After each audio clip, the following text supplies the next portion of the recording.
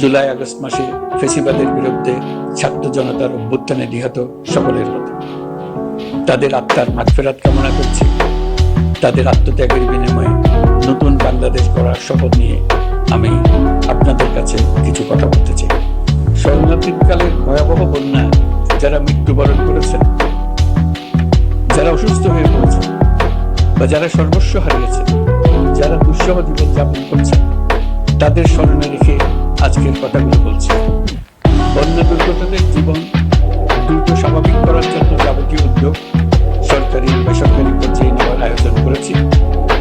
ভবিষ্যতে সকল ধরনের বন্যা প্রতিরোধে আমাদের আভ্যন্তরীণ এবং প্রতিবেশীদের সঙ্গে যাতে যৌথভাবে নেওয়া যায় সে আলোচনা শুরু করেছি।